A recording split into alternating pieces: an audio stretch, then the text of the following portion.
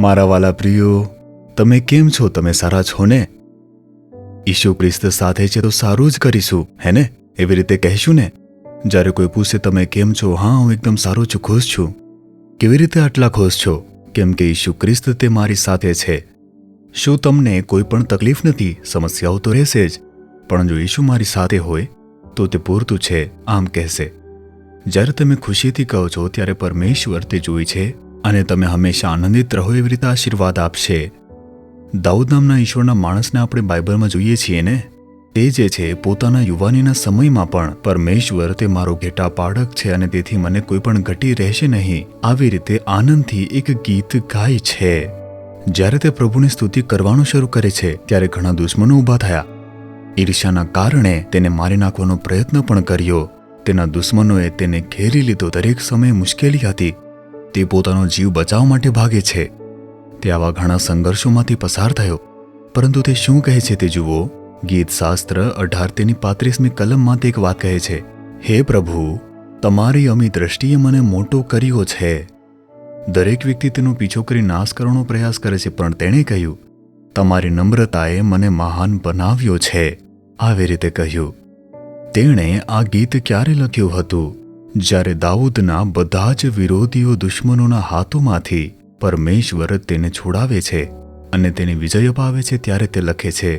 કોઈ તેને સ્પર્શી શક્યું નહીં. દુશ્મનો પીછો કરી રહ્યા હતા, મારવા માટે પ્રયત્ન કરી રહ્યા હતા, સ્પર્શી ન શક્યા.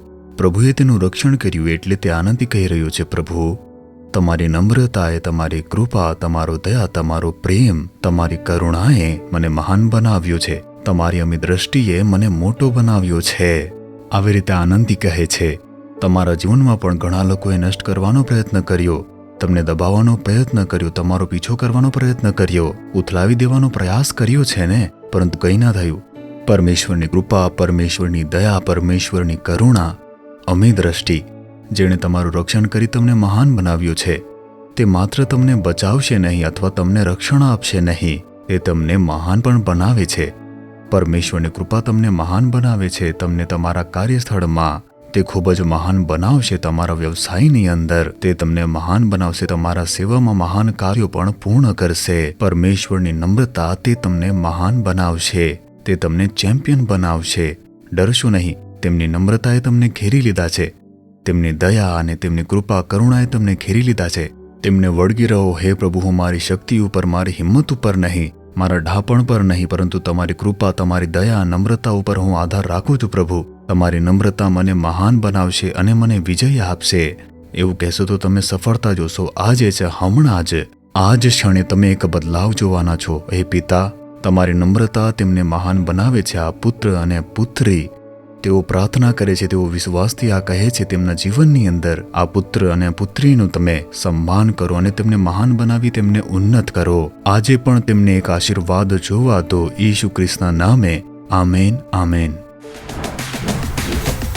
જીસસ રિડીમ્સ ગુજરાતી યુટ્યુબ ચેનલને સબસ્ક્રાઇબ કરો. દરેક નવા કાર્યક્રમની માહિતી મેળવવા માટે બેલ આઇકન પર ક્લિક કરો.